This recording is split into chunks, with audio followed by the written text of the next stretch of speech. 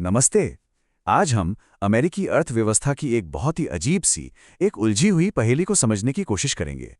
तो चलिए सीधे मुद्दे पर आते हैं और सबसे पहले बात करते हैं अमेरिका के उन कर्मचारियों की जिनकी भारी कमी है। अब ये जो आंकड़े हैं, ये वाकई में चौंकाने वाले हैं। ये रैंडस्टैट का डेटा है और ये साफ साफ दिखा रहा है कि जो स्किल्ड ट्रेड्स हैं, मतलब जो हुनर वाले काम हैं, उनकी डिमांड वाइट कॉलर यानी डेस्क जॉब्स के मुकाबले 3 गुना तेजी से बढ़ रही है। और इसकी सबसे बड़ी वजह एआई जैसी जो नई टेक्नोलॉजी आ रही है, उसे सपोर्ट करने के लिए जो इंफ्रास्ट्रक्चर चाहिए वो। और ये कमी कोई छोटी मोटी नहीं है। एसोसिएटेड बिल्डर्स एंड कॉन्ट्रैक्टर्स का कहना है कि सिर्फ कंस्ट्रक्शन और टेक्निकल सर्विसेज में ही 5 लाख से भी ज्यादा प्रोफेशनल्स कम हैं। सोचिए, 5 लाख। तो जाहिर है, जब इतनी बड़ी डिमांड है तो दुनिया भर के स्किल्ड वर्कर्स की नज़र इस पर पड़ती है। जैसे रेडिट पर इस यूजर ने पूछा है कि वो एक इलेक्ट्रिशियन के तौर पर अमेरिका जाना चाहते हैं। उन्हें वीज़ा स्पॉन्सरशिप चाहिए, लेकिन समझ नहीं आ रहा कि वहाँ की लोकल यूनियन इसमें मदद कर सकती है या नहीं। मतलब मौका तो दिख रहा है, पर रास्ता नहीं पता। और यहीं से कहानी और दिलचस्प हो जाती है, क्योंकि इस समस्या का एक समाधान तो है, पर वो इतना सीधा नहीं है। असल में यहाँ 2 रास्ते हैं और दोनों ही अपनी अपनी मुश्किलों से भरे हुए हैं। तो देखिए, किसी भी स्किल्ड वर्कर के लिए अमेरिका में काम करने के 2 मेन रास्ते हैं। पहला है H-2B वीज़ा, जो कि एक टेम्परेरी यानी कुछ वक्त के लिए होता है, और दूसरा है EB-3 वीज़ा, जो परमानेंट है और जिससे आगे चलकर ग्रीन कार्ड भी मिल सकता है। चलिए पहले टेम्परेरी रास्ते की बात करते हैं, H-2B वीज़ा। और इसे लॉटरी क्यों कहा जाता है, ये अभी समझ आ जाएगा। तो H-2B वीज़ा असल में उन कामों के लिए है जो सीजनल होते हैं, जैसे कंस्ट्रक्शन, हॉस्पिटैलिटी या फिर लैंडस्केपिंग। मतलब जब किसी खास मौसम में या कुछ समय के लिए ज्यादा लोगों की जरूरत पड़ती है। लेकिन असली मुश्किल अब आती है। अमेरिकी सरकार हर साल सिर्फ 66,000 H-2B वीज़ा ही जारी करती है। सिर्फ 66,000। अब सोचिए, जहां नौकरियां लाखों में हैं, वहां सिर्फ 66,000 वीज़ा। तो होता क्या है, जैसे ही एप्लीकेशन विंडो खुलती है, ये कोटा लगभग तुरंत पलक झपकते ही भर जाता है। ये कंपनियों के लिए एक रेस की तरह है कि कौन पहले दिन पहले घंटे में अप्लाई कर दे। तो टेम्परेरी वाला रास्ता तो लॉटरी जैसा है।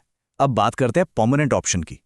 और ये लॉटरी नहीं, बल्कि एक मैराथन है, एक लंबी और मुश्किल दौड़, जिसे ग्रीन कार्ड गॉन्टलेट कहना गलत नहीं होगा। EB-3 वीज़ा, जैसा कि नाम से पता चलता है, ये एक परमानेंट फुल टाइम जॉब के लिए होता है। लेकिन इसे हासिल करने से पहले वर्कर को नहीं, बल्कि उसे नौकरी देने वाली कंपनी को एक बहुत ही मुश्किल प्रोसेस से गुजरना पड़ता है। और ये रहा वो पूरा प्रोसेस। इसे PERM लेबर सर्टिफिकेशन कहते हैं। इसके 4 स्टेप्स हैं। मोटा मोटा मतलब यह है कि कंपनी को सरकार को यह साबित करना पड़ता है कि उन्होंने पहले किसी अमेरिकन को नौकरी पर रखने की पूरी जी जान से कोशिश की, लेकिन उन्हें कोई मिला नहीं। इसमें सैलरी तय करवाने से लेकर लंबी चौड़ी भर्ती प्रक्रिया चलाने और फिर इमिग्रेशन में अर्जी देने तक सब कुछ शामिल है। तो इन दोनों रास्तों में एक चीज कॉमन है, और वो ही इस पूरी पहेली का सबसे जरूरी हिस्सा है, और वो है नौकरी देने वाला यानी एम्प्लॉयर। और सबसे अहम बात यही है, कोई भी विदेशी वर्कर खुद से इन वीज़ा के लिए अप्लाई नहीं कर सकता, चाहे H-2B हो या EB-3। पूरी की पूरी प्रक्रिया इस बात पे टिकी है कि कोई अमेरिकी कंपनी उस वर्कर को स्पॉन्सर करने के लिए तैयार हो। मतलब कंपनी ही प्रोसेस शुरू करेगी, वही संभालेगी और वही सारे खर्चे भी उठाएगी। और बस इसी स्पॉन्सर को ढूंढना ही सबसे बड़ी चुनौती है। वापस उसी रेडिट वाले इलेक्ट्रिशियन की कहानी पर आते हैं। उसे जवाब में क्या मिला कि बड़ी बड़ी यूनियन भी किसी को स्पॉन्सर नहीं करती। ये काम किसी एक कंपनी को ही करना पड़ता है, और ये प्रोसेस इतना कॉम्प्लिकेटेड और महंगा है कि बहुत कम कंपनियां इसके लिए तैयार होती हैं। तो चलिए अब इस पूरी कहानी को एक साथ जोड़कर देखते हैं और समझते हैं कि वो विरोधाभास, वो पैराडॉक्स है क्या। देखिए, एक तरफ तो अमेरिका में स्किल्ड वर्कर्स की जबरदस्त कमी है, और ये कमी बढ़ती ही जा रही है, खासकर AI जैसी टेक्नोलॉजी की वजह से।